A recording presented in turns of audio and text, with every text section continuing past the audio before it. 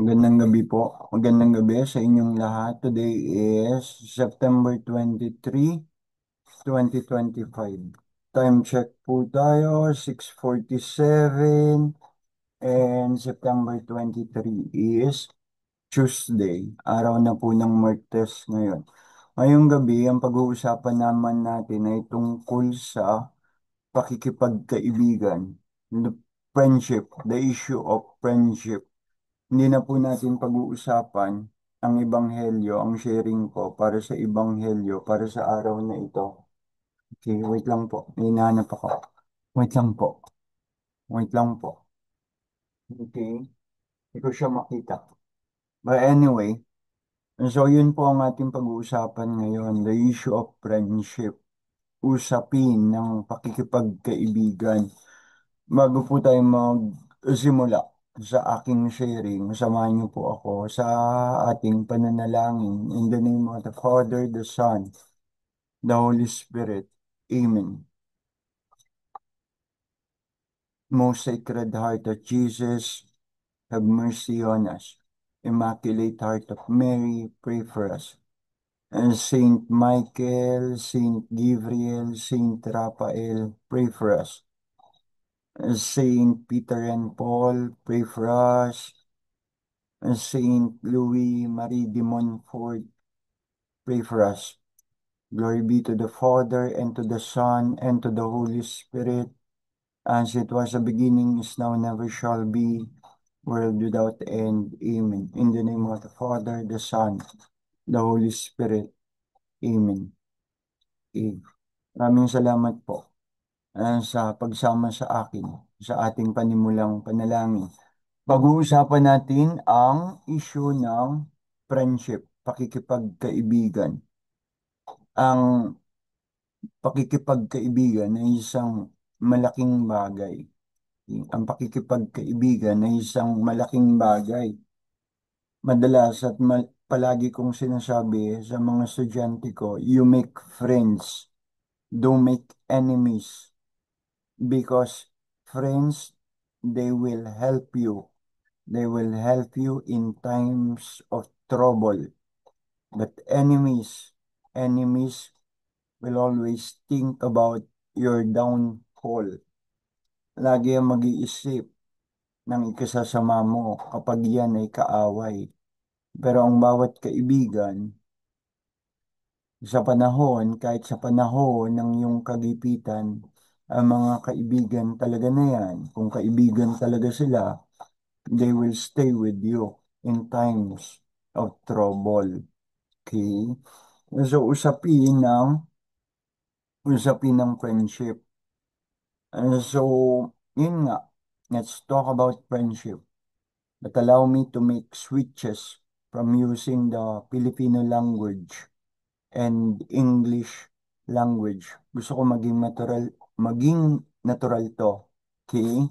Gusto ko sana gawin lahat na lang sa Pilipino. Pero may mga kaibigan po akong hindi rin naman Pilipino at hindi nakakaintindi ng lengguaheng Pilipino. So because of the diversity of my friends in terms of races, okay, in terms of races, Amerikano, Inchik, Indonesian, Vietnamese, magugulat kayo. May mga kaibigan akong ganyan. Bisaya, nakakaintindi ng Tagalog. Okay? And so because of the diversity of my friends in terms of races, differential language and dialect, and even difference sa religion, okay, sa religious belief.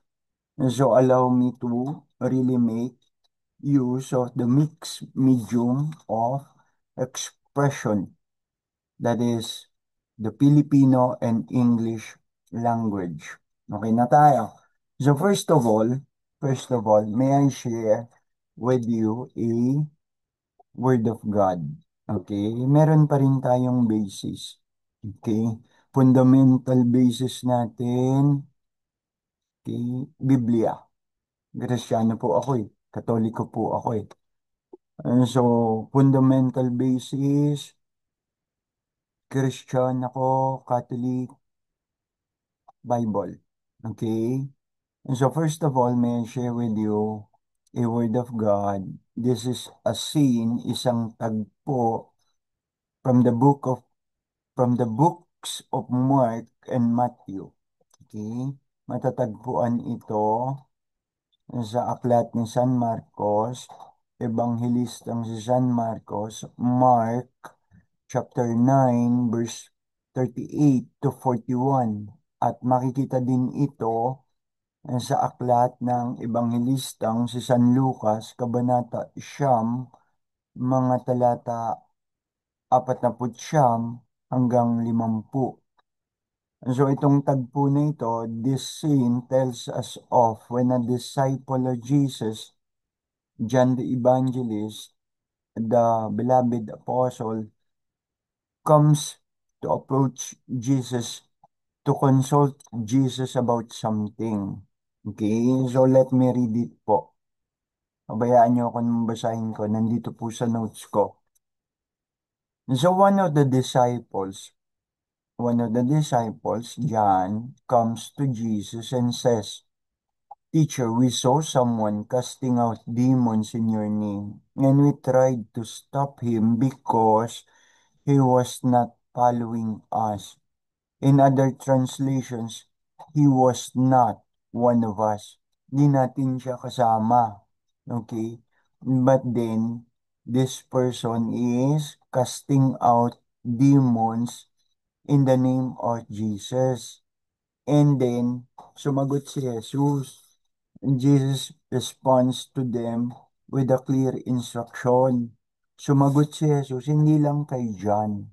Okay? Sumagot si Jesus para sa lahat ng mga tagasunod niya, sa kanyang mga disipulo at apostoles. Okay? Yun ang issue. Nakakita si John o nakakita ang mga disipulo kasama si John, nakakita sila ng isang taong nagpapalayas ng masasamang espiritu, demon sa pangalan ni Jesus.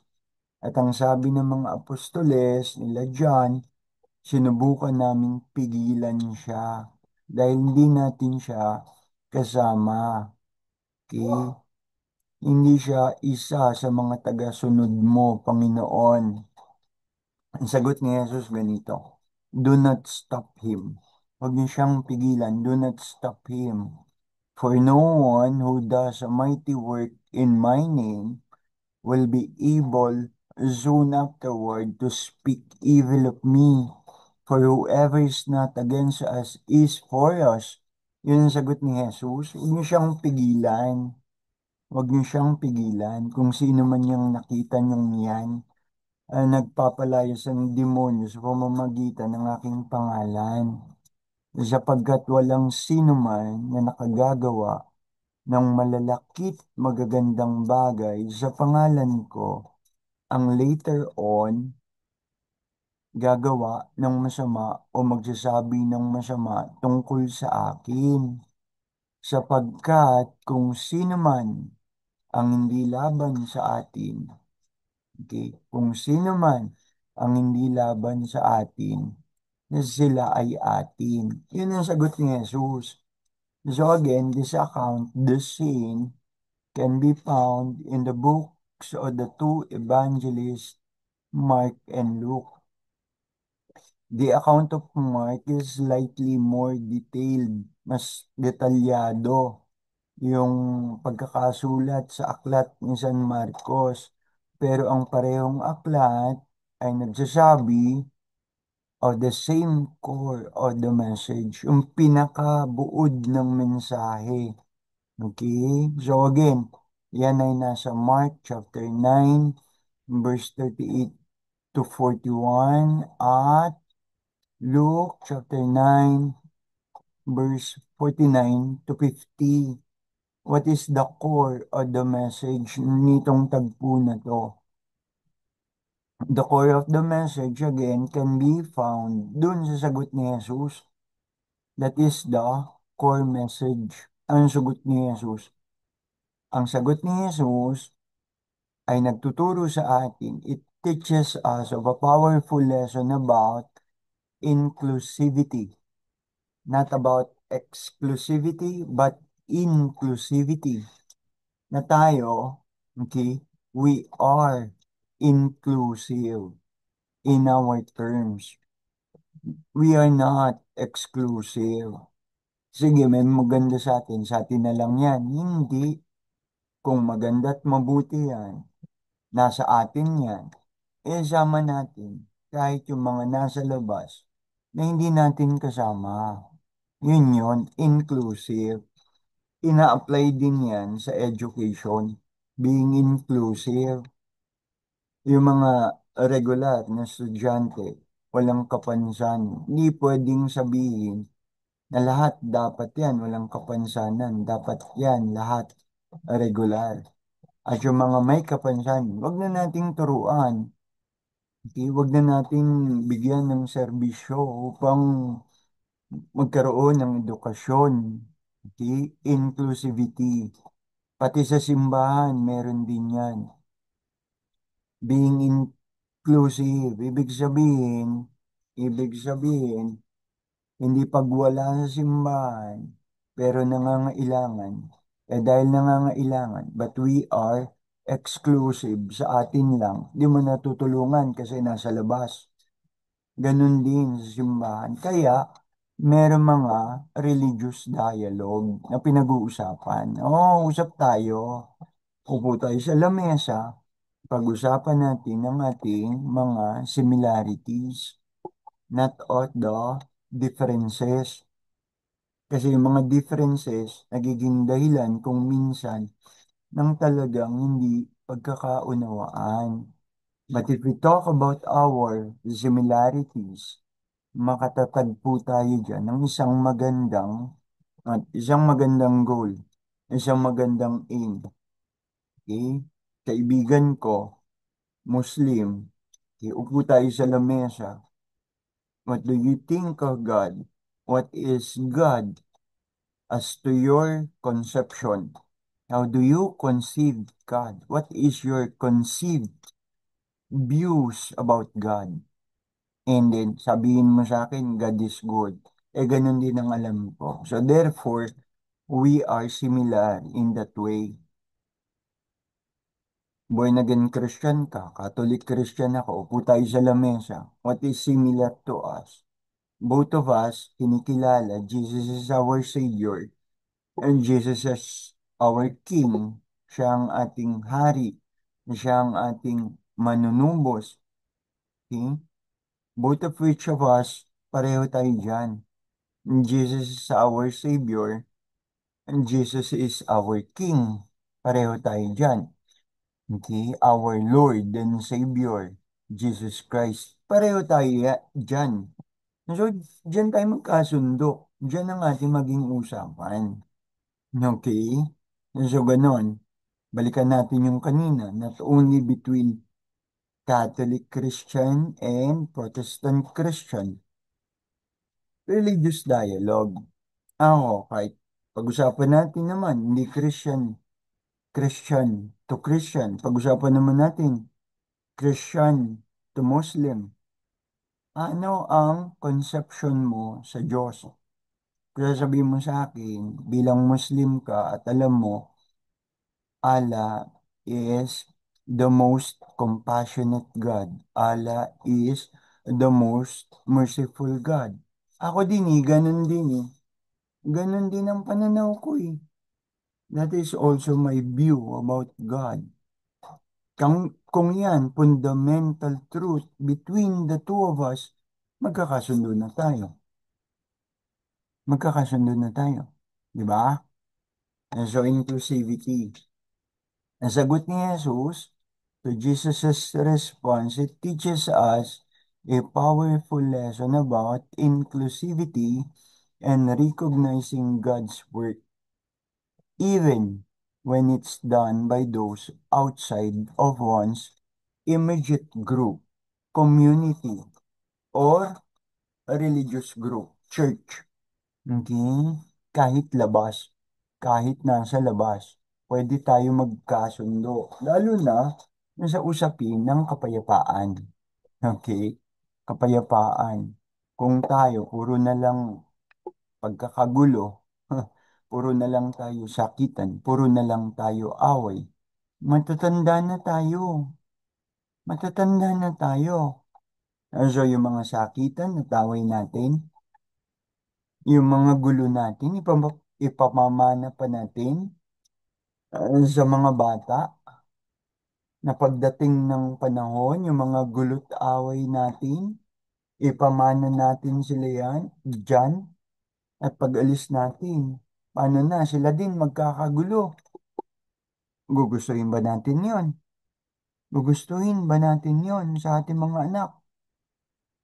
Kung ikaw, magulang na nag-iisip, kung tayo matatanda na mga nag-iisip, ang mga gulot away ba natin, ang mga sigalot ba natin, kailangan pa natin ipamana sa mga susunod na henerasyon ng mga bata.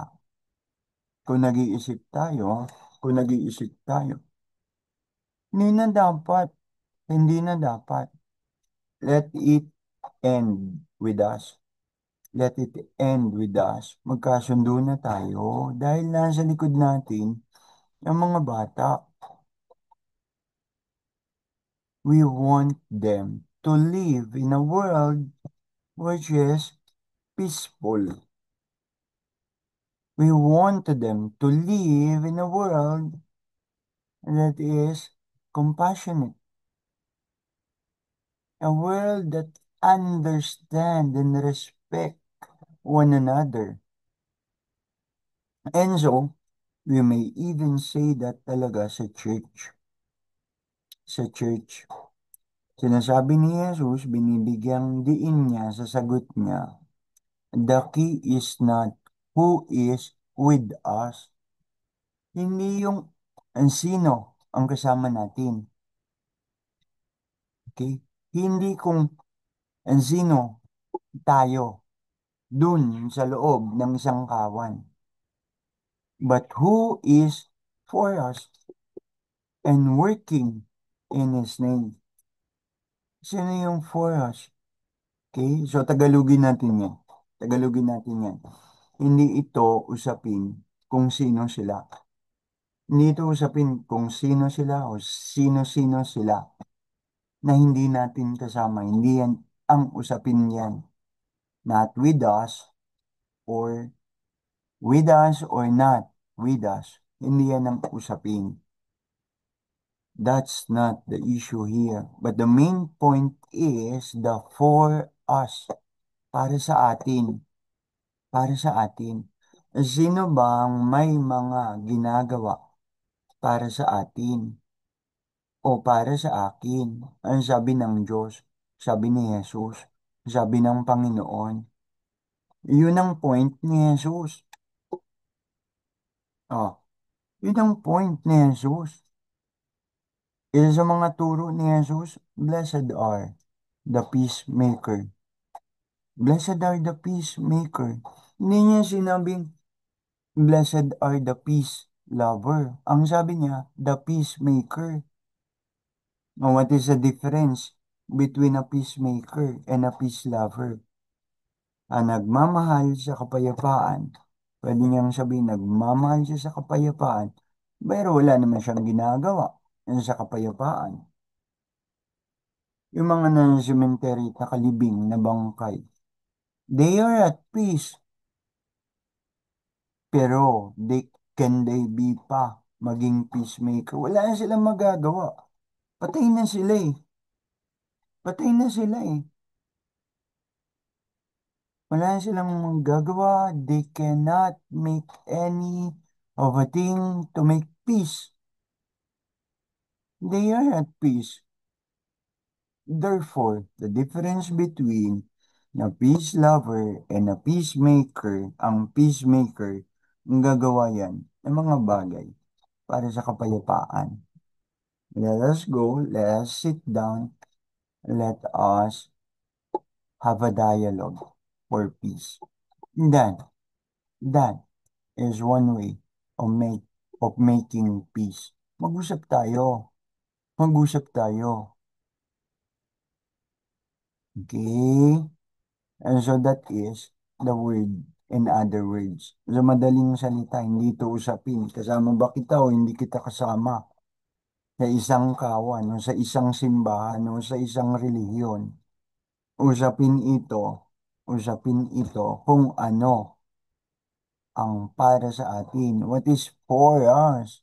Ang sabi ni Jesus. Ang sabi ni Jesus, what is for us? Turo ni Jesus, the Sermon on the Mount or the Beatitudes. Blessed are the peacemakers, not blessed are the peace lovers. So therefore, kung tagasunod ka ni Jesus, gumawa ka ng mga bagay na sasagot upang magkaroon ng kapayapaan. Yung simple, pero malalim. Simple, pero malalim ang sinabi ni Jesus. Ang turo ni Jesus. And so that is the word, in other words. Mula dyan, sa senaryong yan, na sinabi ni Jesus yan, mula dyan, kilalanin talaga natin kung sino si Jesus. Ang sino ba si Jesus? Anong kanyang mga turo? Anong kanyang mga ipinagagawa? Sino ba si Jesus? Lalo na kung Kristiyano ka. Kilala mo si Jesus, ang kanyang mga turo, blessed are the peacemakers, pero wala kang ginawa, kundi makipagbangayan sa iba. Wala kang ginawa, kundi makipagbangayan sa iba. Ano ang kanyang mga gawain? Ano ang mga gawain ni Jesus? Ano ang kanyang mga ipinaglalaban? Ano ang kanyang misyon? Kasi kapag alam mo, nakita mo ang kanyang mga gawain, ang kanyang mga ipinaglalaban, ang kanyang misyon. Kung Kristiyano ka, ang misyon ni Jesus, maging misyon mo rin. Kapag nakita na natin yan, ang mangyayari, ang pangyayaring yan, ang misyon ni Jesus talaga, magiging misyon na rin natin.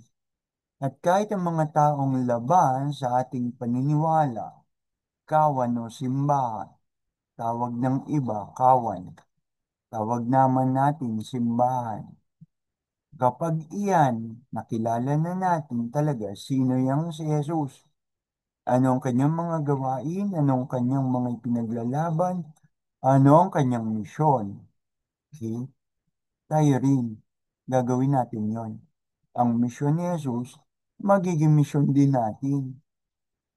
Kahit itong mga taong to, magiging labas na sa ating kawan. Okay?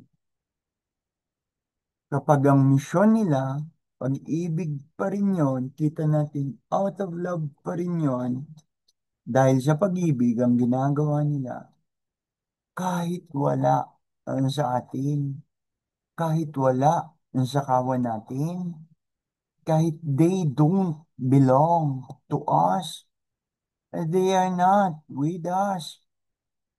Pero ang ginagawa nila ay dahil sa kadalisayan ng isang purong pag-ibig, bigyan na rin naman natin yon ng konsiderasyon. Okay? Intindihin din naman natin yon. Hindi pwedeng labas sa kawan. Impyerno na sila. At tayo sa kawan, ano tayo? Langit na tayo. Dahil nandun tayo sa loob ng kawan. Nandun tayo sa loob ng kawan, langit na tayo. At yun nasa labas ng kawan, impyerno na sila. Ganun ba yun? Ganun ba yun? Ang impyerno at langit, ang parusa ng impyerno at ang gantimpala ng langit para sa tao, ang talagang hahatol dyan ay ang Diyos. Hindi ang sinumang tao, hindi ang sinumang paniniwala. Diyos talaga ang magsasabi dyan. Diyos talaga hahatol dyan if we are saved or if we are not saved. Huwag kang umatol. Huwag mo sabihin, ikaw langit ka na o ikaw impyerno ka na. Again, ang impyerno at langit para sa tao, ang parusa at gantimpala, ang talagang paghahatol dyan ay ang Diyos. Hindi yan sinumang tao. Huwag mong gawing Diyos ang sarili mo. Yan ay nagiging personal. Nagiging personal yan. It's between you and your God. It's between you and your God. It's between us and our God. It's between me and my God. Whatever you conceive Him to be,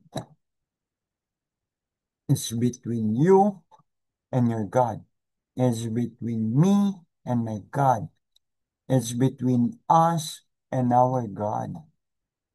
Ang turo ng ating simbahang Katoliko, we do not have the monopoly for the truth or on the truth. Wala tayong monopoly sa katotohanan. Hindi lang tayong binigyan ng grasya ng katotohanan. Di ba natin yan maintindihan? Hindi lang tayong binigyan ng grasya ng katotohanan. Kahit labas sa kawan, kahit labas sa simbahan, kahit iba ang paniniwala sa ating paniniwala, iba ang reliyon niya sa reliyon natin, maaari pa rin mula sa kanya may isang katotohanan. We do not have the monopoly on or for the truth. So, klaro, sa ibang salita ay yung wag natin hayaan ang sarili natin na maging mapanghusga sa kapwa. God truly sees the entire us, ang kabuuan natin. Kita na ng Diyos kung sino talaga tayo. Lahat-lahat ang nilalaman ng ating isip, ang nilalaman ng ating puso, ang bawat himay-may ng ating pagkatao, kaluluwa, espiritu, at pisikal na pagkatao. Kita niya lahat yan. Hindi mo yan mapaglalalangan. Ano ang nilalaman ng iyong puso? Alam niya yan. Madilim ba ang nilalaman ng iyong puso? Madilim ba? Wala bang laman ng puso mo kundi puro pagkagalit? Wala bang laman ng puso mo sa pagpapatawad? Kahit yung punto ng pagpapatawad na yan o hindi pagpapatawad. Kapag namatay ka, sabi ni Father Titus, another SBD, kapag namatay ka at meron ka sa iyong puso ng hindi pagpapatawad, unforgiveness, di ka papasok ng langit. So you see, akala mo simple lang ang magkaroon ng pusong hindi mapagpatawad. Kahit yung pusong hindi mapagpatawad na yan, pati yan magiging dahilan para hindi ka makapasok ng langit. Sabi ni Father Titus. At bakit? Walang anumang madumi na papasok sa langit. Walang anumang madumi na papasok sa langit. At ang hindi pagpapatawad sa kapwa ay madumi. At kung madumi yan, at yan ay nasa puso mo, hindi ka papasok sa langit. So ngayon pa lang, magpatawad na tayo. Ganuman kasakit ang nagawa ng iba. Yung mga kaibigan ako, dating kaibigan, simulat sa Paul, pagkabata, nagkasira kami. Masakit yun. Masakit yun. Nagkasira kami. Biruin mo, mula pagkabata kasama mo. Tapos nagkasira kayo. Huwag na natin pag-usapan kung bakit kami nagkasira. Pero masakit yun. Parang isang kaibigan na naging kaaway. Di ba ang sakit nun? Parang isang kaibigan na naging kaaway. Mas mabuti pa yung parang kaaway. Tapos magiging kaibigan mo. Mas maganda po yun, eh. Di ba? So alam ng Diyos kung anong bawat himay-himay ng ating pagkatao. Laman ng puso, laman ng isip, ang ating spirito at kaluluwa. God knows what's in our heart, what's in our mind, and other else, all else. Siya talaga makatarungan at makatwirang hukom. Huwag nating sabihin pag di natin kasama o hindi natin kapaniwala, ano na siya, impyerno na siya, at tayo ay langit. Walang ibang makapagsasabi ng bagay na yan, kundi ang Diyos, ang makatarungan at makatwirang hukom, ang Diyos. So, paano napunta dyan? Ang usapan na tanong kinalaman yan na sinabi kong pag-uusapan na friendship. Ang panganay ko, may dalawang ninong ang panganay ko. Yung isa, retired policeman, retired police. At ngayon, Protestant Christian pastor na siya. Pastor siya, protestanteng Krisyanong pastor. Ninong nung panganay ko. Okay? Yung isang ninong, protestante din. Yung isa, protestanteng pastor. Yung isa naman, aktibong protestante. Christian Protestant. So karagdagan sila sa mga ninong at ninang na Katoliko naman. Yung bunso, the only boy, isa sa ninong niya, member ng ang dating daan or MGCI na tinatag ni Eliseo Soriano. At may dalawa pang protestanteng Kristiyano. Yung isa, dati kong co-teacher. Teacher pa rin siya, pero lumipat na siya. Okay? Bangitin ko ba? Wala namang masama. Zerarold. Ninong siya ng bunso. Yung isa, protestante din. Kaibigan ko, kasama din sa trabaho. Di rin masama kung banggitin ko. Si Reggie. Okay? And Zerarold, si Reggie, they are Protestant Christians. Okay? May anak ako, ninong niya, member ng MGCI, dating daan, ni Eliseo Soriano. Okay? And so, huwag yun na silang hanapin. Sino yun si Harold o sino yun si Reggie. Huwag yun na silang hanapin o kilalanin. Basta sila mabubuting tao. I can assure you that. Mabubuti silang tao. Meron silang pananampalataya kay Jesus at sa Diyos. So, pasado sila sa requirement ko, mabuting tao, may paniwala sa Diyos. Pasado sila. Ano sa unang requirement ko talaga, na maging pangalawang gabay o magulang sa mga anak ko. Namuti silang mga kaibigan. So ano yan? Ang Samaritan rule. Samaritan rule tayo or the Samaritan law. Nasabi ko na yon, between Jews and Samaritan, sa pagitan ng mga Hudyo at sa Samaritano, hindi, pagkakagalitan lang ang inaasahan. Only hate can be expected, di ba? Between Jews and Samaritan. Pero ano nangyari doon? Sa parable ni Jesus na yon, between good Samaritan, a good Samaritan, at doon sa Hudyo na pinagnakawan, binugbog, at iniwang halos patay na. Ano nangyari doon? That will explain the whole point.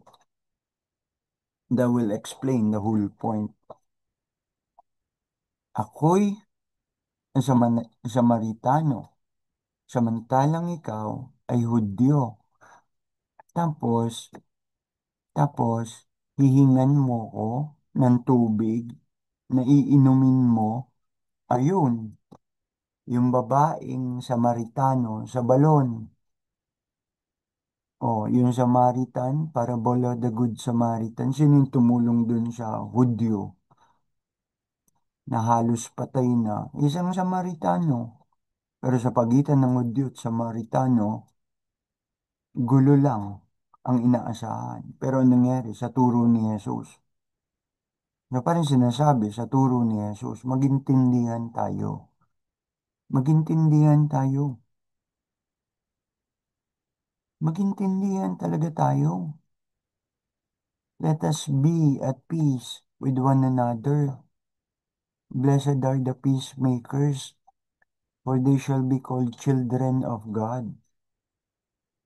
Gusto mo, sinasabi mo, tagasunod ka ni Kristo, taga, tagasunod ka ni Jesus. Pero napaka war freak mo, war freak ka, war freak ka, napaka war freak mo. And so, ito just to be truthful, just to be truthful. Kami, kami, we are discouraged from doing that. Ano yung dinidiscourage kami? Pagpabibinyagan ng mga anak nyo. Pwede ba piliin nyo magiging ninong at ninang? Katoliko din. Matigas ang ulo ko. And somehow, disobedient ako. And sorry. Sorry po. Matigas ulo ko, disobedient ako. Pero I think, may malinaw naman akong basehan eh. Nakita ko, mabubuti sila eh. Kahit hindi kami pareho ng paniniwala eh. Mabuti sila eh. They are kind people. They are good people. The Samaritan rule. The Samaritan law. From the parable of the Good Samaritan.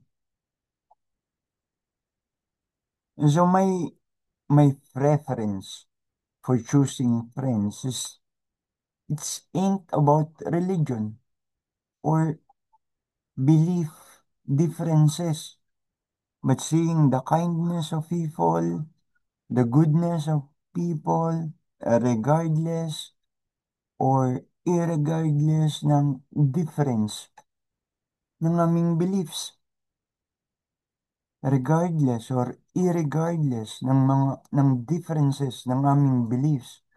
Nakita ko kabutihan ng tao eh. The kindness, the kindness ng kanyang pagkatao, ang kanyang kabutihan. Yun ba? Yun ba? Santabi ko? Babaliwalain ko? Yun ba ignore ko? For the sake of, ayan, for the sake of, ikakahon ko isip ko. Ikakahon ko isip ko na ako na lang ang tama at ang aking pinaniniwalaan ng tama. Na dahil ako ang tama, aawain ko na lang silang lahat na nasa labas. Nasabihin ko, langit ako at sila, impyerno sila. Hindi ako ganun. Hindi po ako ganun. Hindi po talaga ako ganun. Nabi ko na sa inyo, mga ninong ng anak ko. Hindi naman pareho sa aming reliyon. Pero ginawa kong ninong. Pangalawang magulang, nagagabay sa mga anak ko.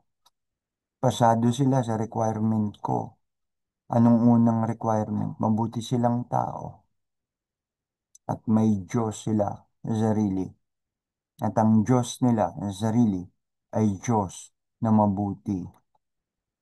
Okay? So, friendship na. My religious friends told me, they introduced to me, my religious friends, most of them are priests, mga pare. By somehow, they introduced to me the thought na ang friendship is different talaga from acquaintances. Friendship are different from acquaintances. Okay? Acquaintances can be many. They can be many. But friends, be it few in so many. Makita niyo yung Facebook ko, makita niyo yung Facebook ko. How many friends? Sabi ng Facebook, how many friends do I have? 4,000? And even more than that, 4,000. Okay? But then again, yun ba? Considered ko, friends talaga lahat yun. Yung sabi sa akin nila, ng mga religious friends ko, yung mga pare, your acquaintances can be many, but your friends, be it few among so many. Kahit tatlo lang yan, di ko yan ipagpapalit sa 1,000. Kahit tatlo lang yan. Yung tatlo na yan, sigurado ako. At nasiguro ko, kaibigan talaga ako. Kesa naman meron akong 1,000 na kasama. Pero hindi naman talaga totoong kaibigan. Acquaintances can be many. But your friends, piliin mo talaga. Mag-ingat ka. Mag-ingat ka. Yun lang yun. Mag-ingat ka. Maging maingat ka sa pagpili ng kaibigan, ng mga kaibigan. Ang Facebook, wala naman siyang option ng adding acquaintances, di ba? O add as an acquaintance. Wala namang ganun, di ba? O you make your acquaintances dissolved na. Okay?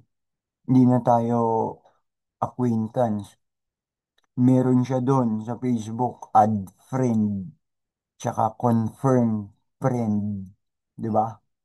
Pag may nag-send sa'yo ng friend request, you can add, you can confirm as a friend. Kapag may isang taong gusto mong maging kaibigan, mag-send ka ng friend request. So, meron lang yung Facebook adding and confirming friend request, di ba? So, what am I saying? May Facebook account again, meron niyang 4,000 friends or more than even 4,000 friends. And even more than that talaga, 4,000. But to be honest again, I am not really sure kung sino ba sa mga yan ang talagang tunay na kaibigan. Okay? Sino ba yan dyan sa 4,000 na yan ang tunay talagang kaibigan? Hindi ako nakakasiguro. May dahilan ako kung bakit hindi ko binabawasan. Makita ko minsan salbahe. Ipo-post. Salbayang post. Nakita ko salbayang post. Di ko na unfriend agad-agad. May dahilan ako eh. Kasi baka itong taong to, nagpo-post siya ng salbahe. Baka itong taong to, may maitulong ba ako sa kanya? No, makapag-isip-isip siya na ang ginagawa niya hindi maganda. Okay? Yung mga, merong ganun talaga, yung mga post na ganun. Tapos makikita ko, tapos pag chinek ko, FB friend ko, tapos yung mga post kalokohan, minyan mo, ay sinabi ko na sa inyo, alam niyo na ibig ko sabihin, kahit di ko pa i-detalye. Mga post na talagang salbahe, mga post na talagang masama, mga post na talagang hindi mo masikmura. Pero hindi ko agad ina-unfriend. Kasi ang thought ko, dahil magkaibigan kami, we are FB friends. Yung mga post ko, makikita niya din naman yan eh. Because magkaibigan kami, FB friends kami. At baka naman, maging not interesado siya dun sa mga post ko. At mula dun sa mga post ko, makapag-isip-isip siya ng kanyang mga kalokohan, ng kanyang mga ginagawang kalokohan. Yun lang naman yun. Yun lang naman yun. So kahit salbahe, kung minsan, hindi ko na unfriend. Kasi baka mamaya, eto baka mamaya, pinadala ako ng Diyos para sa kanya. Okay? Baka mamaya, ginagamit akong instrumento ng Diyos para sa kanya. Ganun yun. Kaya kahit makita kita, salbahe ka sa post mo, salbahe ka sa stories mo na pinopost mo, di kita unfriend ka agad. So, ganito yun eh. When you gain a friend, when you gain a friend, or when you make friends, I always tell my student, makes, sorry, make friends, don't make enemies. Sinasabi ko yan lagi sa mga estudyante ko. Gumawa ka ng pakikipagkaibigan. Huwag kang gumawa ng pakikipag-away or make an enemy out of somebody. Kasi kapag may kaaway ka, mga kaaway na yan, kaaway nga yan eh. Eh di syempre walang iisipin yan kundi sa ikasasama mo. Gumawa ka ng pakikipagkaibigan. Kasi bawat kaibigan, sa panahon ng iyong trouble, ng iyong difficulties, ng iyong struggles, ng iyong hirap, kaibigan talaga mananatili at tutulong sa iyo. Padamihin mo kaibigan mo at pakontiin mo ang kaaway mo. Brutal pa nga sabi ko eh. Dapat walang kaaway. Pero hindi naman pwede mangyari yun, di ba? Hindi pwede mangyari yun. So when you gain a friend or when you make friends, be careful. Number one, because not everyone claiming to be your friends in numerous times are not truly friends. Ganyan ang buhay. Ganyan ang buhay. May mga magsasabi sa'yo, kaibigan mo ko. But the truth is, hindi naman talaga. Okay? So mag-ingat ka talaga sa pakikipagkaibigan. May mga kaibigan, kaibigan lang dahil may kailangan sa'yo. Kaibigan lang dahil may mapapala sa iyo. Pero pag panahon ng kagipitan, yung mga yan, nawawala. Si Manny Pacquiao, mayaman na tao. Pero masabi ba natin totally, lahat ng kaibigan ni Manny Pacquiao, kaibigan niya talaga yon? I don't think so. I don't think so. I don't think so.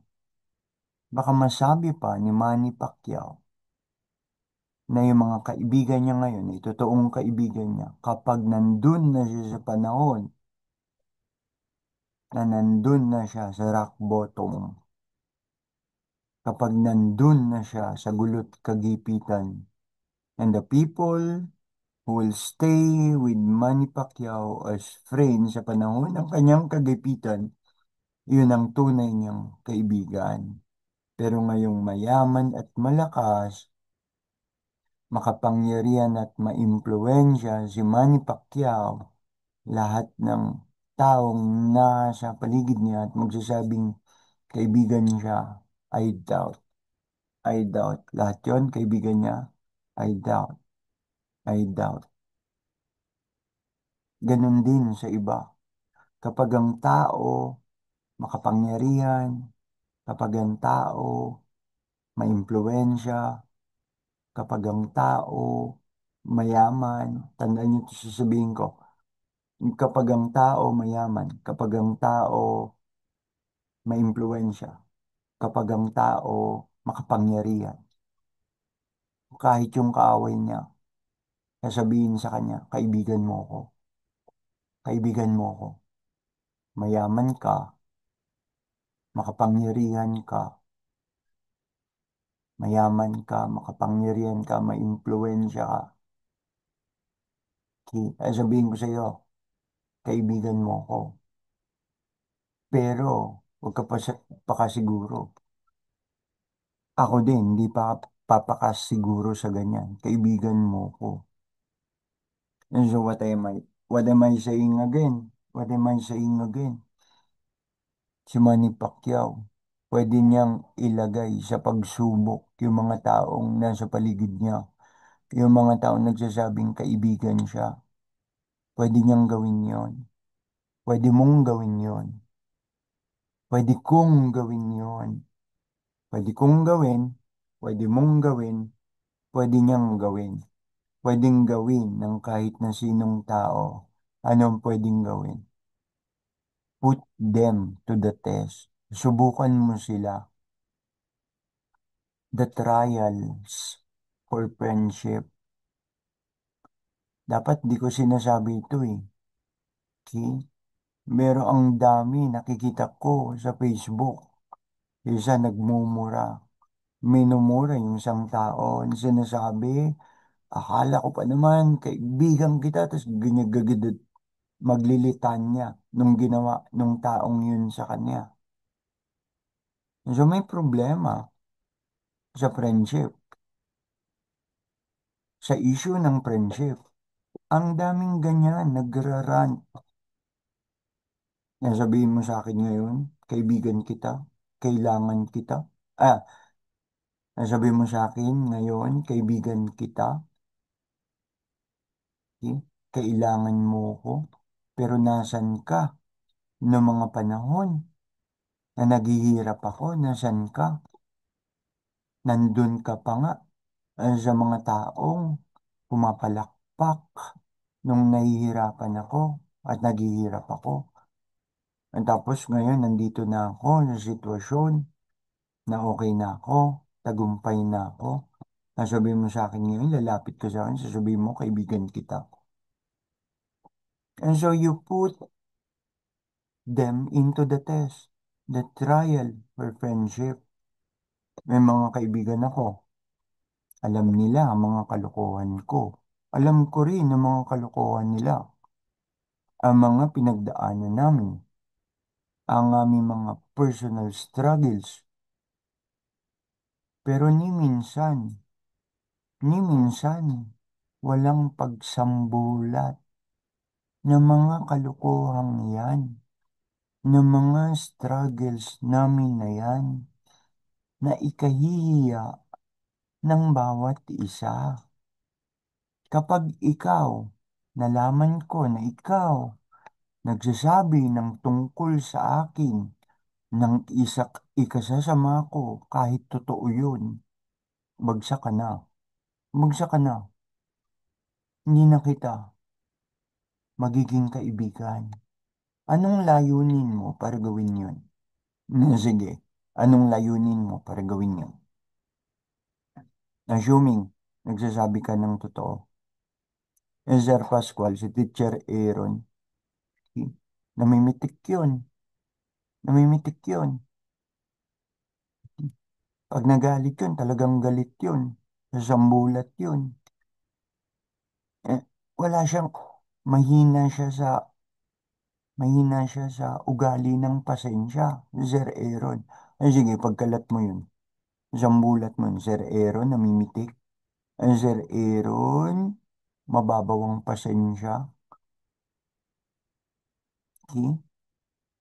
Sir Aaron, pabaya. O sige, kahit i-assume natin yan, totoo yan. Namimitik, pabaya. O Sir Aaron, sa ganun. Okay? Mm.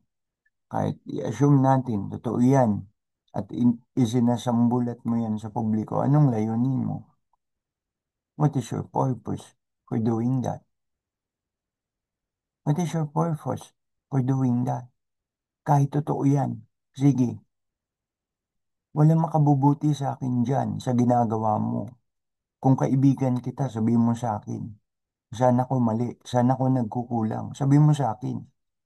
Hindi yung isasambulat mo. Ang layunin mo? Sige nga, hanapan mo ng malinaw na layunin mo. Para sa kahihiyan ko, kung kaibigan kita, may sablay ako, may palpak ako sa akin, lapitan mo kong, kausapin mo ko, ikaw at ako. Kung makatwiran ka dyan sa sinasabi mong yan, pre, Namimitik ka daw. Balita ko. Eh, Pre, ayusin mo yan. Huwag kang ganyan. Kung makita ko, oh, reasonable, then I will do it. Reasonable. And I will say sorry to you. And I will sorry dun sa lahat ng mga pinitik ko. Pero wag kang gagawa na ikasisira ko kahit yun sinasabi mong totoo. That is not the doing of a friend.